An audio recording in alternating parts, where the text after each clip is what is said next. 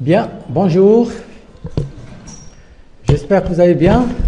J'espère que le stage se déroule très bien. Et j'espère que vous êtes prêts pour avancer conformément à ce qu'on avait convenu. Alors, avant de démarrer l'étude de cas, je voudrais dans un premier temps faire un rappel des travaux qui restent à faire. Excusez-moi, je vais fermer la fenêtre. Alors, je disais donc un rappel des travaux qui restent à faire. Vous m'avez déjà présenté le travail concernant l'examen intermédiaire. C'est les différents thèmes sur lesquels vous avez eu à travailler. Vous m'avez envoyé ça. C'est bon, c'est pris en charge. Maintenant, vous avez encore à faire deux travaux. D'abord, le travail se rapportant à l'examen final et ensuite, l'examen oral.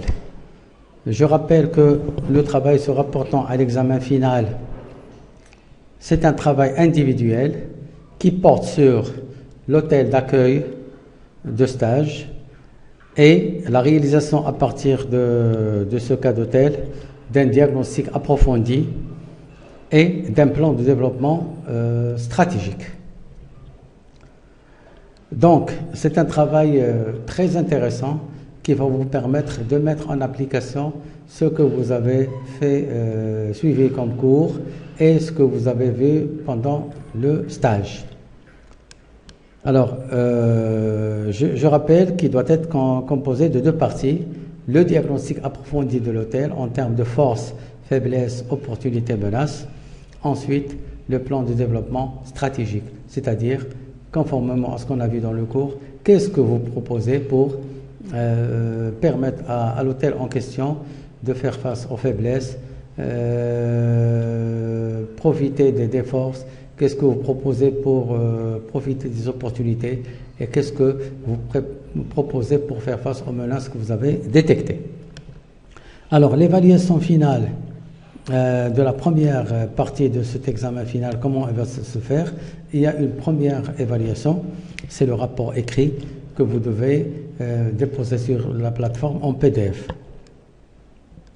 Donc, ce rapport écrit, il doit développer les points que j'ai précisés il y a un instant.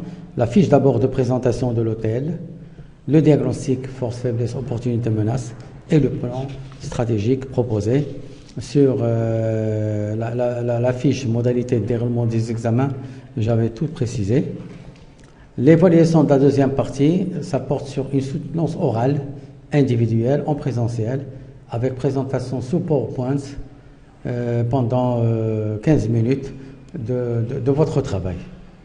Alors, je rappelle que ce travail concernant le diagnostic et le plan de développement stratégique de l'hôtel où vous faites le stage, ce rapport doit être déposé en PDF sur la plateforme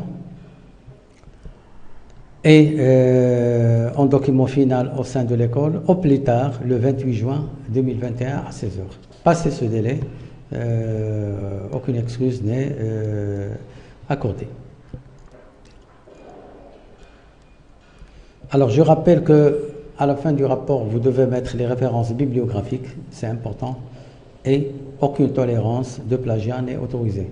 Vous devez faire un travail personnel. Si vous avez utilisé un certain nombre de documents, un certain nombre d'informations sur l'hôtel en question, mettez le renvoi de bas de page, la source que vous avez utilisée pour extraire ces données. Vous pouvez mettre un certain nombre de documents en annexe, il n'y a aucun problème. Alors, la deuxième évaluation qui reste, c'est l'examen oral. L'examen oral, il se déroulera au cours du mois de juillet et il portera sur tout ce qu'on a vu depuis la première séance jusqu'à la dernière séance. Alors, j'espère que vous m'avez compris. Dans tous les cas, le document qui décrit les modalités de déroulement des examens et que j'utilise comme support pour présenter ce que je dis maintenant, il a été déposé sur la plateforme le 13 janvier 2021. Donc tout est clair, tout est précisé, il n'y a aucun problème. OK? Alors, je vais passer au deuxième point. Le deuxième point, c'est les travaux que j'ai demandés. J'ai demandé à un certain nombre de travaux, à ce qu'un certain nombre de travaux soient faits. D'abord, l'étude de cas. L'étude de cas de Boukouto. L'étude de cas de Boukouto, il y a certains qui l'ont faite, d'autres qui ne l'ont pas faite. Dans tous les cas, moi je note en fonction de ce qui a été fait. Ceux qui n'ont pas fait, ils auront 0 automatiquement. Cette étude de cas, le Boukouto, on va la corriger aujourd'hui. Je vais vous l'expliquer aujourd'hui. Le deuxième travail que j'ai demandé, certains l'ont fait, d'autres qui ne l'ont pas fait. Qu'est-ce que je peux vous dire? C'est dommage. C'est la synthèse concernant un document que j'ai mis sur la plateforme qui s'intitule « La conception et la gestion des offres ». Comment concevoir, comment gérer les offres dans le domaine de l'hôtellerie. C'est un document très intéressant qui est extrait d'un ouvrage très important de Kotler. Et donc, il faut absolument lire, relire, parce que là encore, ça peut faire l'objet de questions à poser lors de l'oral. Maintenant, ceux qui ont fait la synthèse, c'est bien, ils auront une note. Ceux qui n'ont pas fait, ils auront 0, c'est automatique. Bien, on est d'accord? Alors, maintenant, on va passer à la correction de l'étude de cas.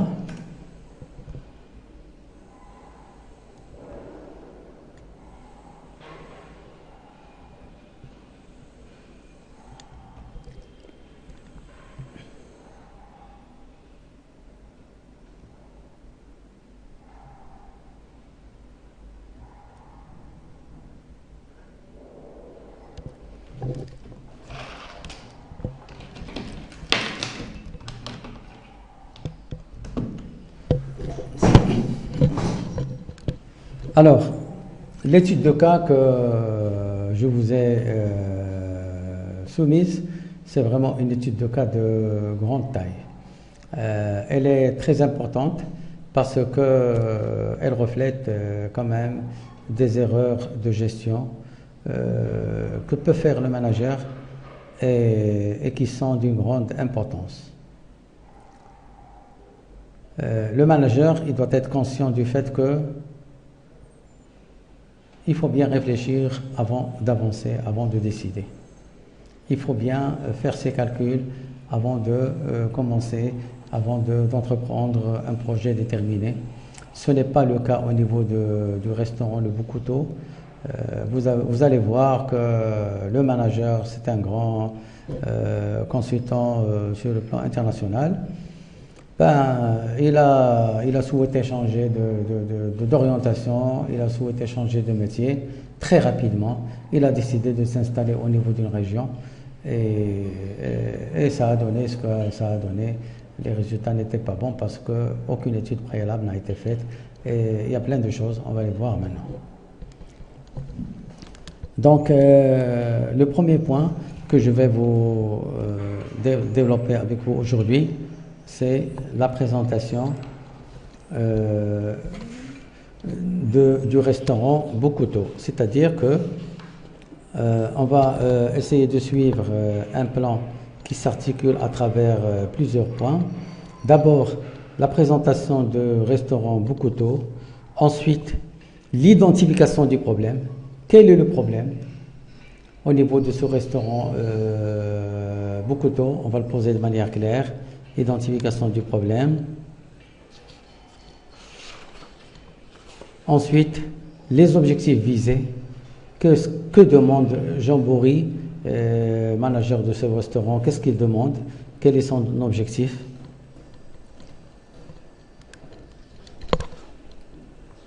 Donc, son objectif, c'est de connaître les erreurs et de réfléchir sur un plan d'action.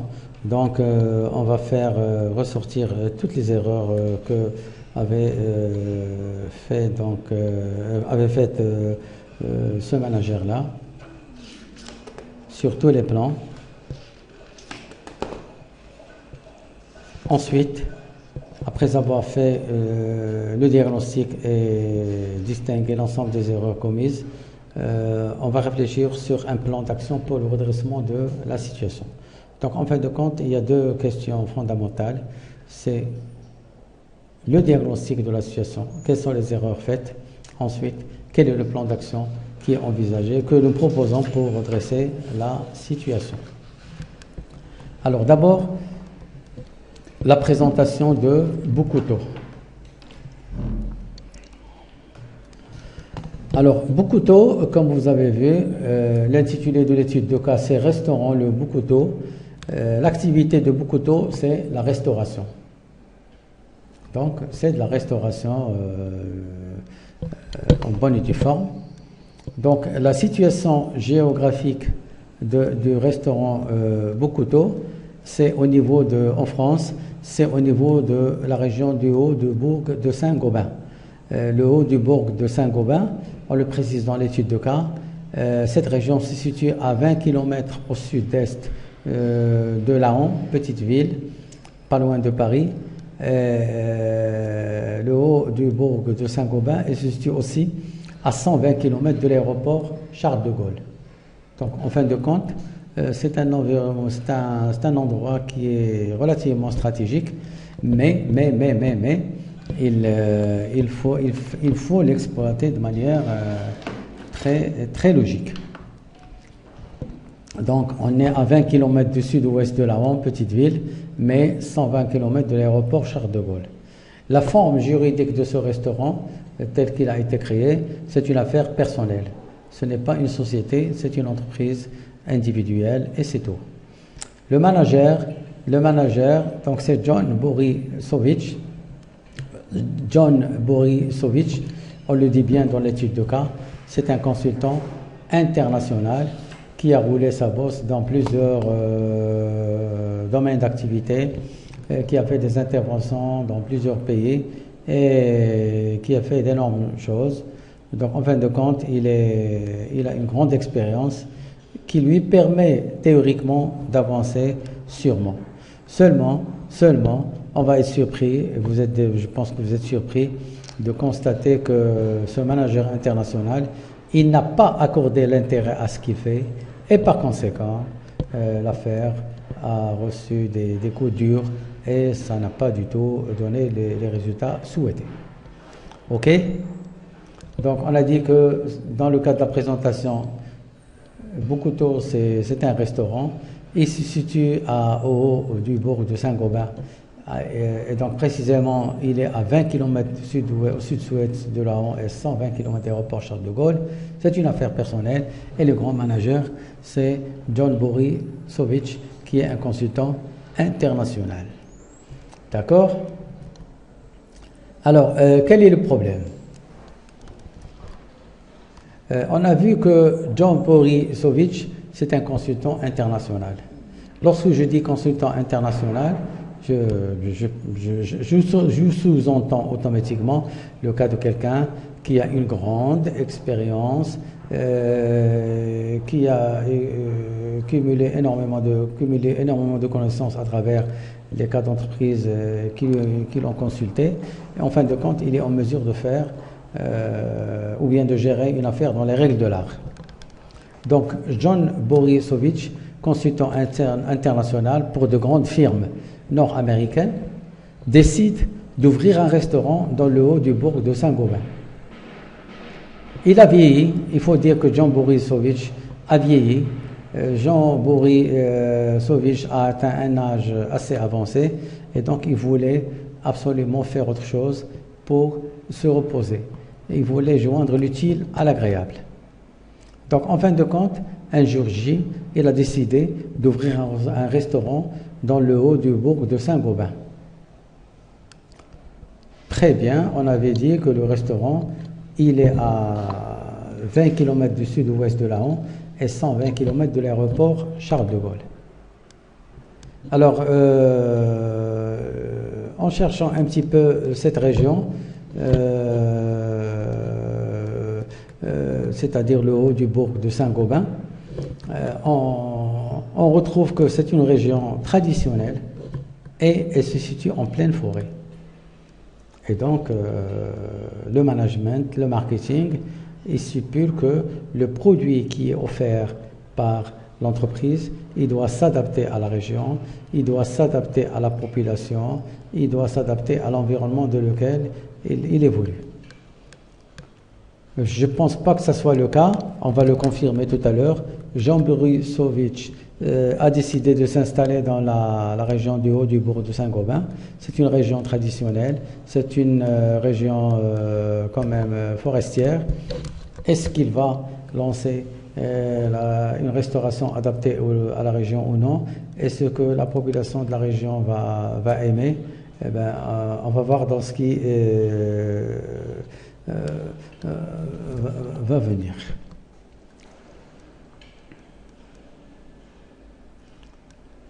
Donc le problème, il est clair. Il était consultant, John Borisovitch était consultant sur le plan international. Il a vieilli, il voulait un petit peu changer pour se reposer. Et donc, il a décidé d'ouvrir ce restaurant au niveau de la région du Haut-du-Bourg de Saint-Gobain, qui est une région traditionnelle et qui est en pleine forêt.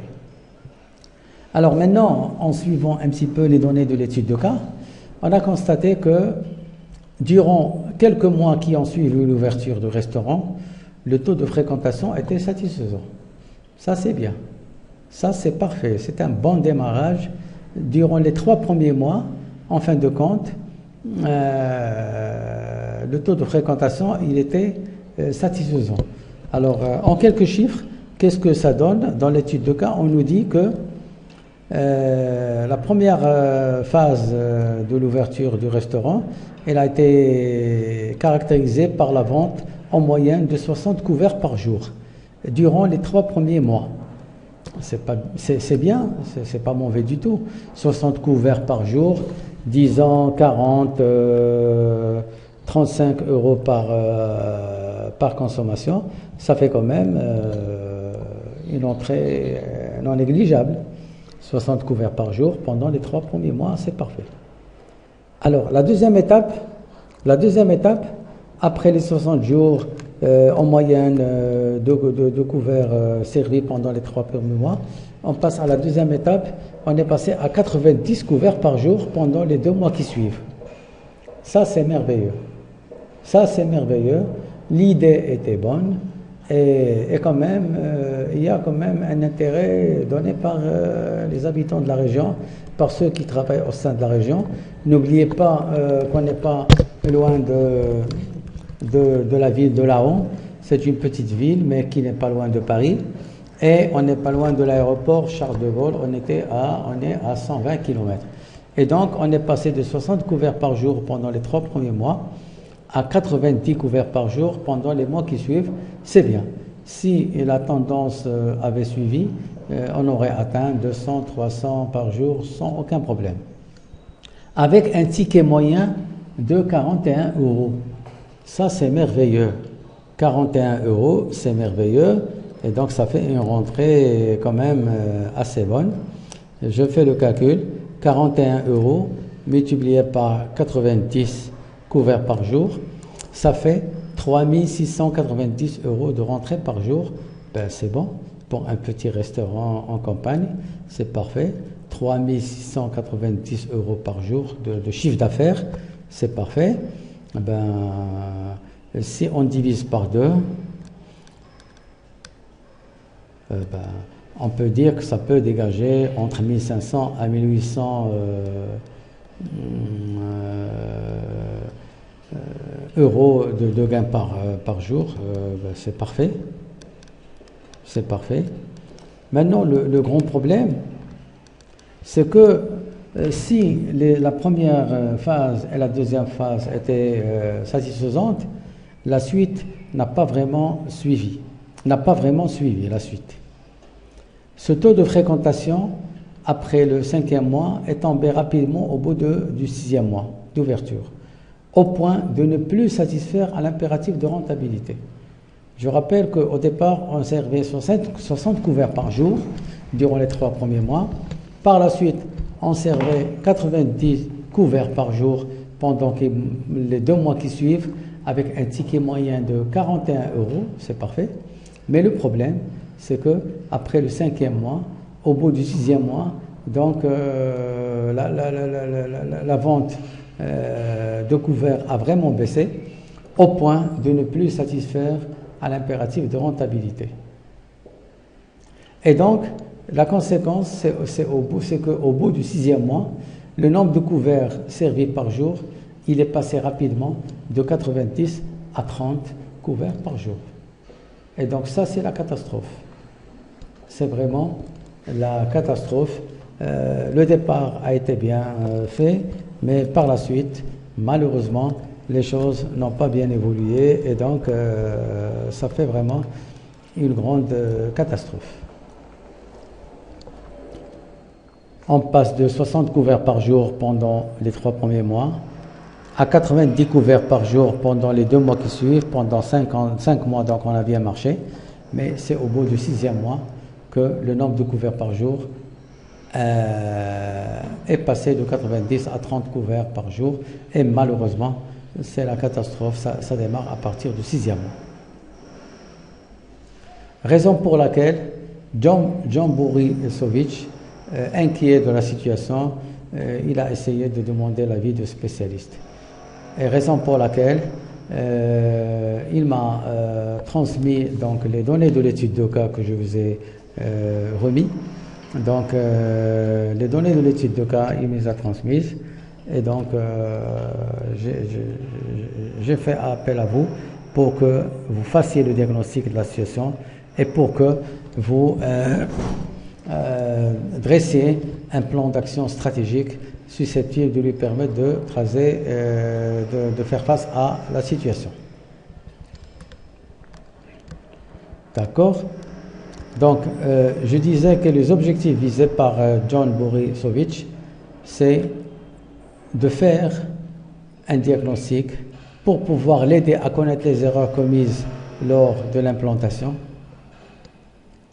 Ça, c'est important. Et de l'aider à réfléchir sur un plan d'action pour redresser la situation. Parce que déjà, l'affaire, elle fonctionne mal, elle a bien démarré, elle fonctionne mal, et donc il faut absolument un diagnostic et un plan de développement stratégique. C'est clair? Donc ça, c'est un cas tout à fait réel. C'est un cas réel et c'est courant, c'est courant. John Borisovich, j'imagine que c'est quelqu'un qui avait confiance en ses capacités, en ses connaissances, en son expérience. Alors pour lui, il était inutile de faire l'étude de marché pour voir qu'est-ce qu'il va vendre, comment il va le vendre, comment il peut s'installer, quel style de vente adopter. Il était sûr de lui-même, il a lancé, ça a bien commencé. Ensuite, très rapidement, les gens ne sont plus revenus. Et donc, je fais une bonne action commerciale lorsque le client revient. Si le client ne revient pas, ça veut dire que ça ne marche pas. C'est le cas ici. Ceux qui ont essayé, ils ne sont pas revenus. Même si durant le 4e et le 5e mois, on est passé de 60 à 90 couverts par jour, ce sont de nouveaux clients qui voulaient un petit peu tester, voir.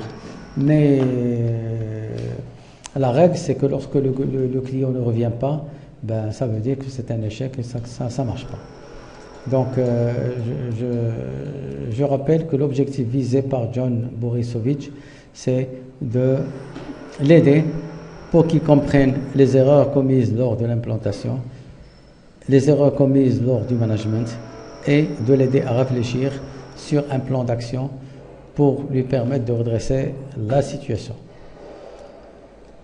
Donc l'étude de cas, c'est vraiment une étude de cas de synthèse qui nous permettra de faire le tour de tout ce qu'on a vu en management stratégique. Alors, on commence par le diagnostic.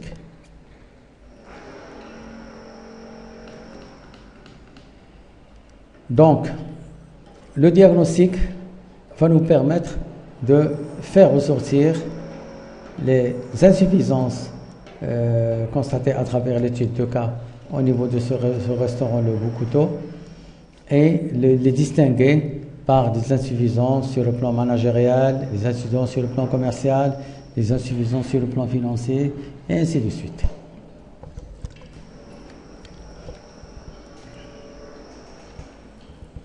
Donc, pour commencer donc ce diagnostic, moi je dirais que l'examen des données de l'étude de cas fait apparaître des erreurs à plusieurs niveaux, notamment le niveau managérial, le niveau commercial et le niveau financier.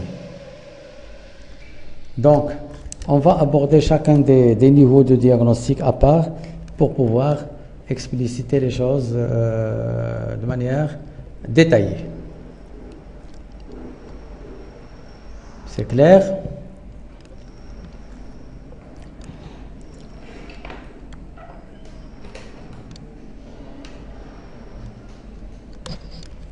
Alors, on va commencer donc par le diagnostic de la situation à travers d'abord le volet managérial. Par la suite, on va aborder le volet commercial et enfin le volet financier. D'abord, les erreurs sur le plan managérial. Les erreurs sur le plan managérial, c'est en fin de compte, ça revient à détecter les faiblesses, les insuffisances commises sur le plan stratégie et sur le plan managérial. Alors, d'abord, on peut dire que l'ouverture du restaurant a été faite suite à une passion personnelle. John Burry était consultant international. J'imagine qu'il a été donc qu'il a évolué au niveau de l'âge, qu'il a vieilli, qu'il ne voulait plus continuer à vivre l'expérience des voyages, l'expérience de diagnostiquer les situations. Il voulait se reposer et donc il a décidé d'ouvrir le restaurant suite à une passion personnelle. Ça veut dire quoi? Ça veut dire que préalablement à l'ouverture du restaurant et dans l'étude de cas, on ne précise qu'aucune étude, ni de marché, ni réflexion stratégique n'ont été menées. Et donc, le restaurant a été ouvert sans aucune étude préalable. Mais bien sûr, John Burry, il avait réfléchi. Il n'a pas fait une étude écrite, mais il a réfléchi. Seulement, en management, en marketing, on nous a toujours appris que même si on est presque sûr que ça va marcher, il convient de confirmer ça à travers un diagnostic de la situation, diagnostic interne, diagnostic externe, ce qui permet donc de voir l'évolution de la chose convenablement. Donc sur le plan stratégique, l'ouverture du restaurant a été faite suite à une passion personnelle. C'est un souhait, c'est un objectif bien déterminé. Et par conséquent, John Burry, il a réfléchi un petit peu, mais il n'a fait aucune étude sérieuse sur le marché, comment il est, les besoins de la clientèle, les perspectives de la région, les souhaits de la clientèle potentielle. Aucune étude de marché n'a été faite et ça, c'est la faute la plus fondamentale. Il est consultant international, oui, il s'y connaît, oui, mais l'un n'empêche pas l'autre. L'un n'empêche pas l'autre. Je suis un grand manager, je veux créer une affaire. Si moi, je suis incapable de faire l'étude, si je n'ai pas le temps, je confie ça à un organisme, à une entreprise qui fait le consulting, qui fait les études de marché, et va me le faire moyennant des honoraires particuliers. Moi, je préfère payer le prix que de me lancer comme ça. Alors, le premier volet, c'est les erreurs sur le plan managérial. Et la première erreur, c'est l'étude de marché qui n'a jamais été faite. Et donc, le restaurant a été ouvert suite à une passion personnelle. Ça, ce n'est pas admis en management. Ce n'est pas du tout acceptable. Le deuxième élément sur le plan managérial, ça concerne les bases de management. Et là encore, les bases de management qui conditionnent la réussite du projet n'ont pas été adoptées. Les bases de management, je rappelle, c'est la planification, l'organisation, l'animation et le contrôle. Aucune planification préalable n'a été faite, aucune organisation donc, de l'activité du restaurant n'a été faite, aucune animation n'a eu lieu, on ne parle pas d'animation, aucun contrôle. Et en fin de compte, on peut bien lancer une affaire, il n'y a aucun problème, mais si les bases du management ne sont pas mises en application, ben, l'affaire est vouée à l'échec. Je peux monter un grand projet, mais si par la suite, le projet étant monté, on ne fait pas de planification pour la bonne marche des opérations, on n'organise pas la structure à travers des organigrammes bien précis, on ne fait pas d'animation, on ne fait pas de contrôle, ben, tous les efforts vont être voués à l'échec. Donc, vous voyez en fin de compte que ça ne marche pas. Ça ne marche pas. Avoir trop confiance en ses capacités, c'est pas très bien. Ça, c'est la conclusion que je peux tirer. Il ne faut pas vraiment avoir confiance en soi-même. Je suis un grand manager, oui, mais je dois mettre en place les bases de management. Je dois les confier à des responsables. Je dois payer le prix. Je dois en fin de compte payer le prix. Donc, les premières erreurs sur le plan managérial, c'est le volet stratégique et le volet base de management.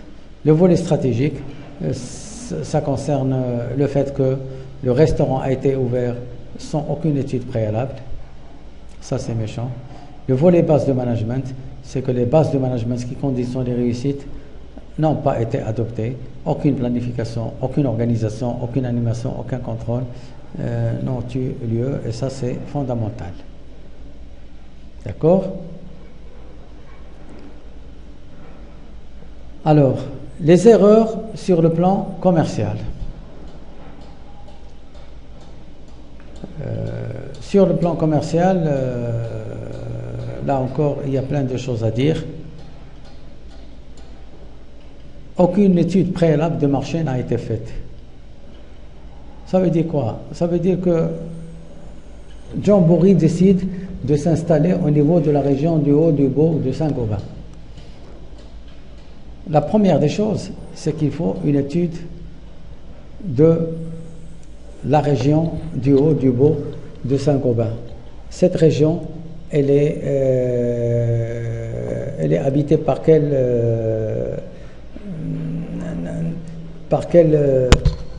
nature de population?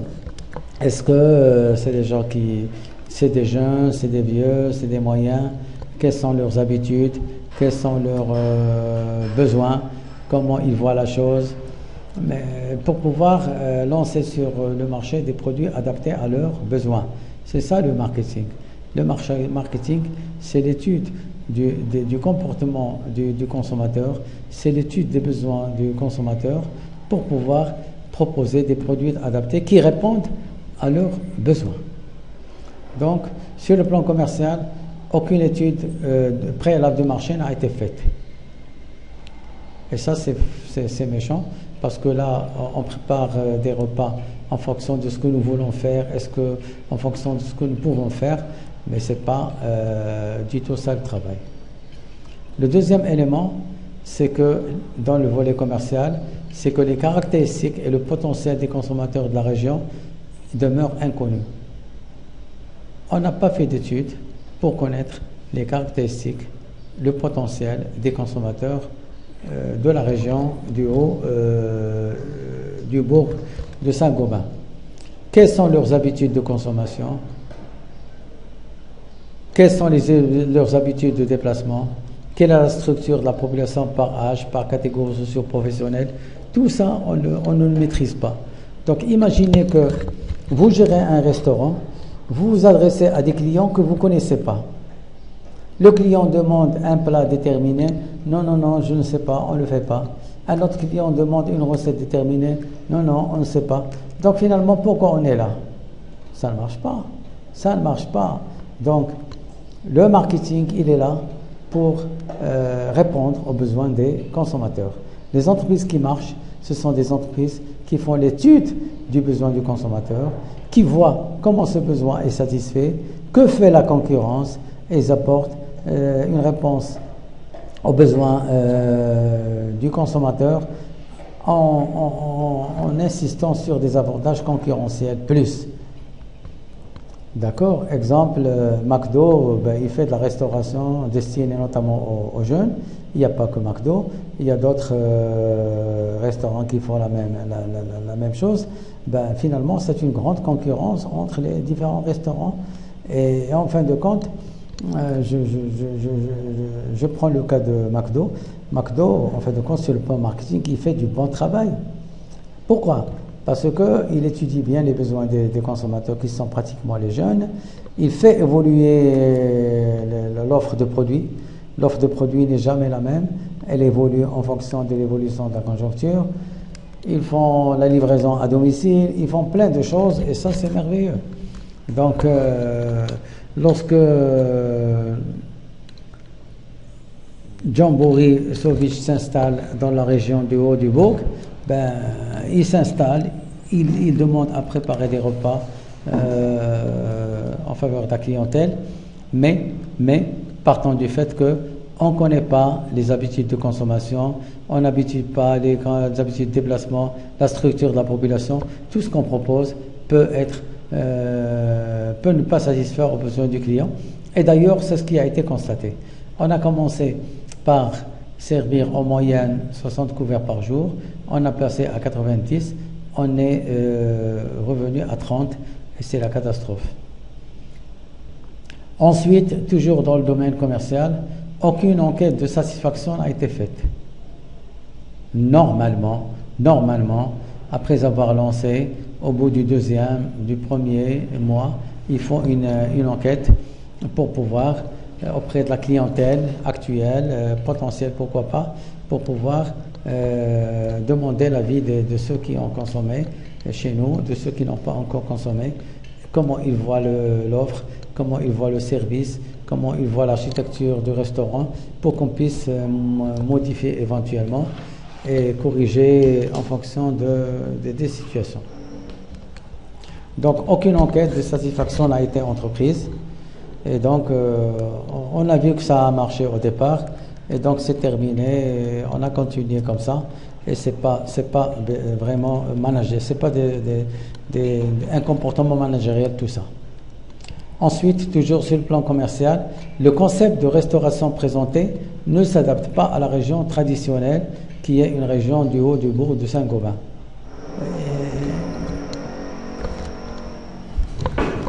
N'oubliez pas que Jean Borisovich, c'est un consultant international, c'est quelqu'un qui a vécu dans plusieurs pays, plusieurs expériences, et donc lui, je ne pense pas qu'il soit quelqu'un qui a un comportement traditionnel. C'est un comportement tout à fait moderne, et donc le concept de restauration qui est présenté, je suis sûr qu'il ne s'adapte pas à la région traditionnelle. Et voilà. Au départ, les gens étaient motivés pour voir que présente ce restaurant. Au départ, comme on a vu, il y avait 60 couverts par jour, ensuite 90. Et très rapidement, après le 5e mois, on est tombé à 30 pour pouvoir tomber vers moins l'infini, pourquoi pas. Donc, en fin de compte, aucune étude commerciale n'a été faite, aucune étude stratégique n'a été faite. Et donc, ça explique les causes de l'échec. On n'obtient jamais de fumée sans feu. Il faut travailler, il faut bosser. Ceux qui avancent, ce sont ceux qui s'élèvent tôt, ce sont ceux qui surveillent le concurrent, ce sont ceux qui essayent de voir de près quel est le besoin du consommateur, est-ce que ce besoin est satisfait, est-ce que le consommateur est content ou non. Donc des enquêtes de satisfaction sont nécessaires pour pouvoir apprécier un petit peu l'évolution de la situation. Sinon, l'entreprise supportera ce qui est supporté par le restaurant Le Boukouto. Un jour J, les ventes chutent et ensuite les pertes se cumulent et voilà, c'est la catastrophe. Donc on voit en fin de compte que on a vu les erreurs sur le plan managérial, les erreurs sur le plan commercial, et on va voir tout à l'heure les erreurs sur le plan financier. D'accord?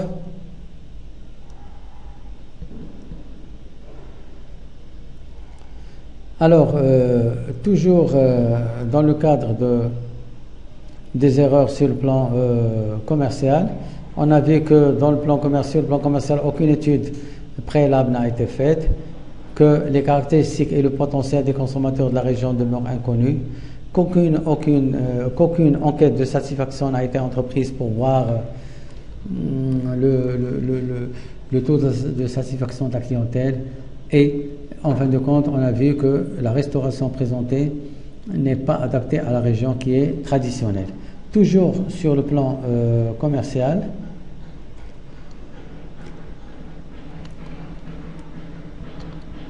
et particulièrement au niveau du volet marketing mixte.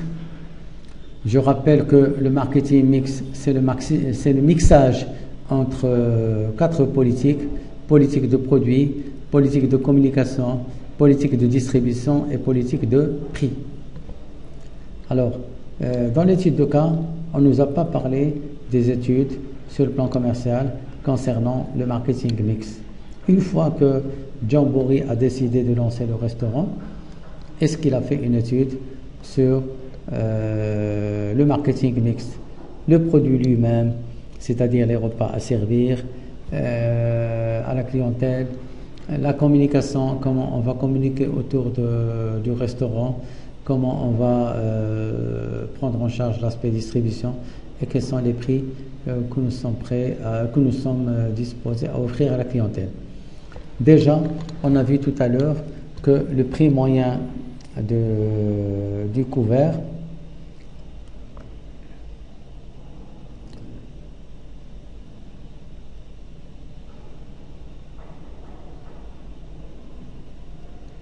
c'était 41 €. Le prix moyen, c'est 41 €. Donc, j'imagine que 41 € dans une région traditionnelle, c'est relativement élevé. Franchement, c'est élevé. Personnellement, je peux payer 41 € une fois, 2 fois, mais je ne peux pas payer 41 € tous les jours. En France, il y a des restaurants qui sont très satisfaisants. Vous pouvez manger à partir de 18, maximum 20 €. Mais 41 €, c'est excessif. C'est excessif. À partir de là, on imagine que le marketing mix n'a pas été abordé valablement, et donc ça constitue ensuite de grandes erreurs sur le plan managérial.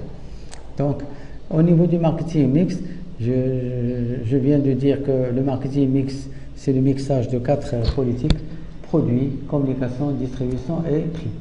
Donc, on va examiner chacune des politiques marketing au niveau du restaurant Le Boucouteau, pour conclure un petit peu que rien n'a été fait, et c'est méchant.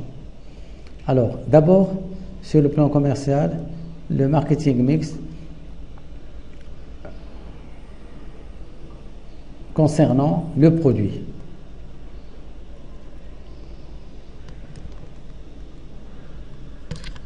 La première des choses, c'est que lorsque le restaurant a mis en place les recettes de produits, c'est-à-dire les offres de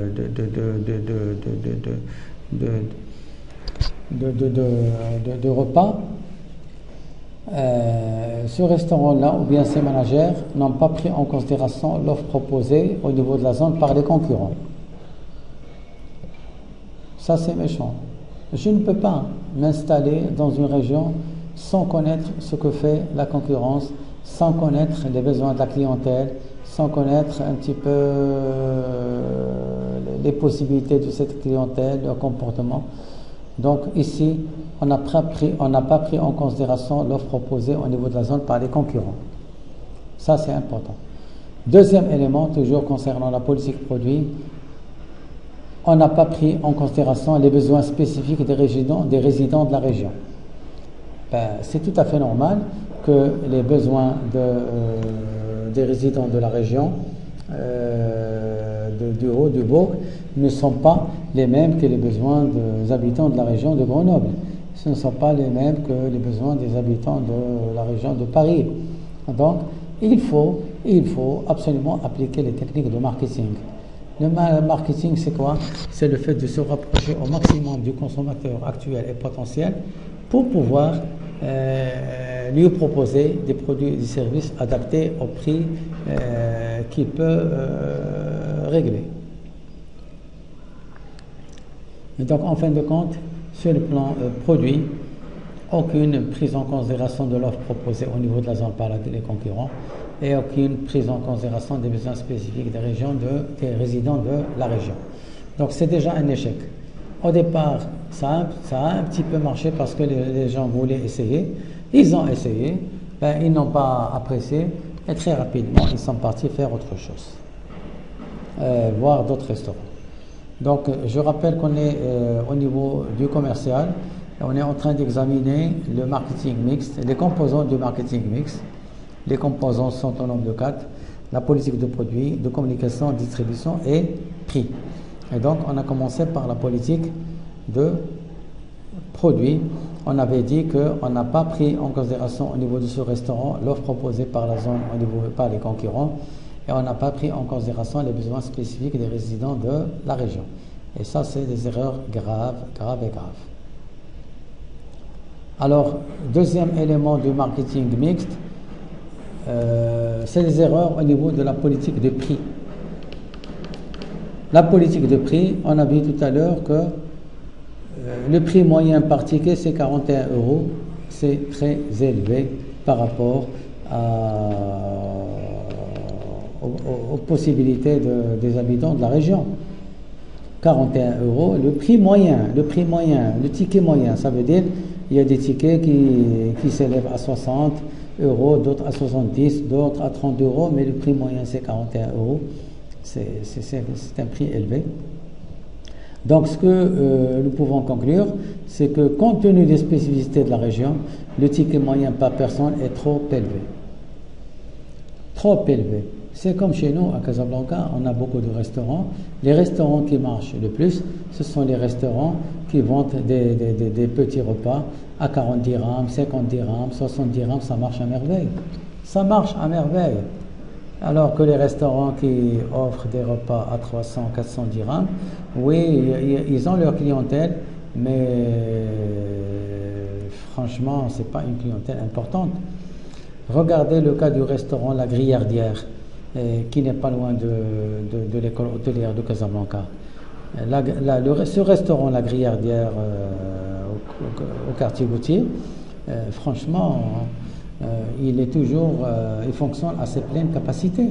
Pourquoi? Parce que le ticket moyen, il ne va pas dépasser 80 dirhams. Le ticket moyen, il ne dépasse pas 80 dirhams. Il y a des gens qui consomment à 120, 130, d'autres qui consomment à 50. De temps en temps, j'y vais. Je prends mon petit repas là-bas. C'est propre, c'est bien fait, le service est de qualité. Et là, on s'adresse à la clientèle moyenne. C'est parfait, pourquoi pas. Donc ici, la politique de prix, on a des prix en pratique les prix moyens de 41 €. C'est vraiment des prix élevés, d'autant plus qu'aucune étude de marché n'a été faite là-dessus. Et c'est dommage. Troisième élément du marketing mix, c'est des erreurs au niveau de la politique de communication. Communiquer, c'est parler avec le client actuel et potentiel. C'est passer des messages. Donc, communiquer avec le client actuel et potentiel, ça peut se faire directement, ça peut se faire à l'aide des médias, ça peut se faire à l'aide de communication directe via les réseaux sociaux. Et donc, en fin de compte, ce que nous avons constaté à travers la lecture de l'étude de cas, c'est que la politique de communication effectuée, elle se fait uniquement à travers la presse régionale. Et la presse régionale, c'est des journaux d'annonces gratuites. Alors imaginez une affaire commerciale qui fait sa communication sur une presse régionale qui contient à 99% des annonces gratuites. La population qui utilise ces journaux d'annonces gratuites, c'est une population très réduite et ces journaux, ils sont distribués gratuitement. Ils n'ont aucun intérêt sur le plan commercial. Donc, en fin de compte, ces journaux d'annonces gratuites, elles touchent tout le monde, mais ne ciblent aucun consommateur en particulier. C'est comme si on met de l'eau dans le sable. Ça n'a aucun effet. Aucun effet. C'est dommage. On est en face d'un grand consultant international qui essaie de gérer les moyens financiers à sa manière et qui fait de la communication sur des journaux d'annonces gratuites. Ce n'est pas du tout logique. Ce n'est pas du tout logique de la part d'un grand manager international. Ça, c'est du n'importe quoi, franchement. Je vois mal comment les gens vont apprécier ce qu'il fait en communication à travers les journaux d'annonces gratuites. Eh ben, quand même, il y a plusieurs manières, on va les voir tout à l'heure dans le plan d'action, il y a plusieurs manières pour faire la communication avec la clientèle. D'accord?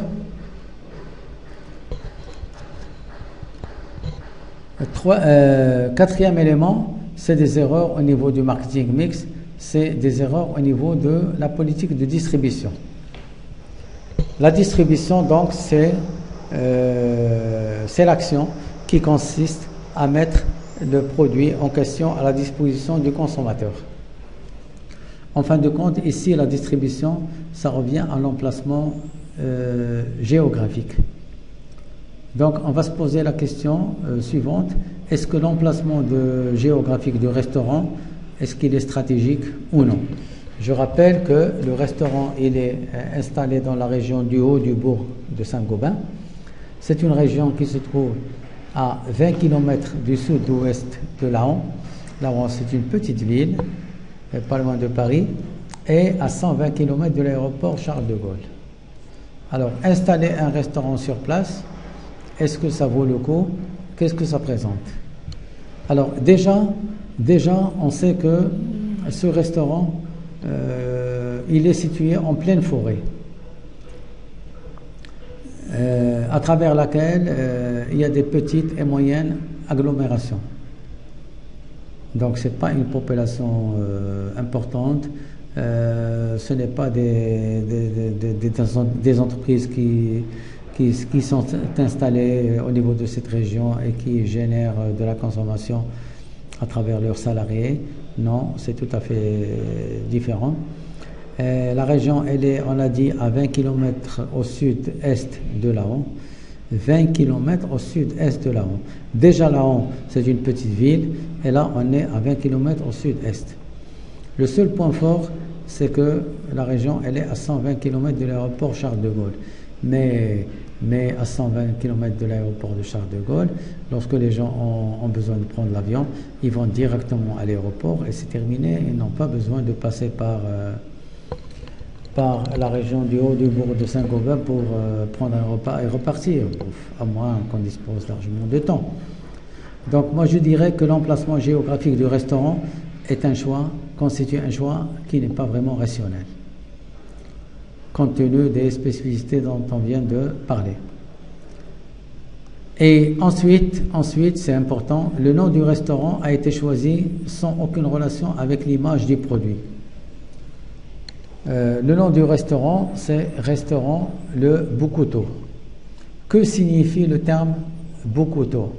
En fin de compte, le Boucouteau, en cherchant sur le dictionnaire Larousse ou un autre dictionnaire, qu'est-ce que j'ai trouvé? Le Boucouteau, ça signifie le petit bois, ça signifie un bouquet d'arbres. Donc, c'est le petit bois, c'est le bouquet d'arbres. Alors, quel est le point de vue de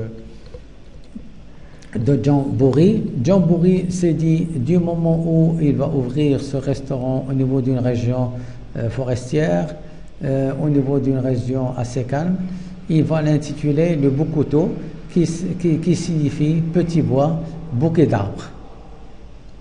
Mais en fin de compte, cette appellation le Boukoto n'a aucun impact sur le plan commercial. Elle n'a aucun impact, même si c'est en relation avec la région, ça n'a pas d'impact sur le plan commercial. Le Boukoto, c'est petits bois, bouquet d'arbres. Peut-être que le restaurant peut constituer un bouquet d'arbres par la suite, mais pour l'instant non. Ce n'est pas cohérent, ça ne reflète pas l'image de l'hôtel. Donc en fin de compte, du restaurant, pardon. En fin de compte, on a vu que sur le plan de distribution, l'emplacement géographique n'est pas tout à fait rationnel. Ensuite, le nom du restaurant, le Boukoto, n'est pas en relation avec l'image susceptible de donner au restaurant. Bien. Alors, on arrive à la fin de la séance. Je vais m'arrêter et donc on va reprendre la séance très prochainement pour qu'on puisse poursuivre sur notre raisonnement sur cette étude de cas. Je rappelle que jusqu'à maintenant on a posé le problème au niveau de l'étude de cas. Donc c'est le restaurant le Boukoto qui marchait au départ. Les 3 premiers mois, il servait en moyenne 60 couverts par jour, ensuite 90 durant le 4e et 5e mois. Et à partir du 6e mois, l'activité a chuté pour atteindre 30 €. Et donc Jambouri est demandé de l'assister pour retrouver donc les causes du problème et pour lui permettre de tracer le plan d'action. Donc on a commencé par faire le diagnostic. On a fait le diagnostic sur le plan stratégique et sur le plan commercial. Sur le plan stratégique, il y avait beaucoup d'erreurs. Donc sur le plan commercial, beaucoup d'erreurs. Et donc la séance prochaine, on va enchaîner sur le diagnostic et on va aborder les erreurs sur le plan financier pour qu'on puisse par la suite réfléchir sur le plan d'action qu'on aura à proposer. Bien, je vous remercie de votre attention. À très bientôt.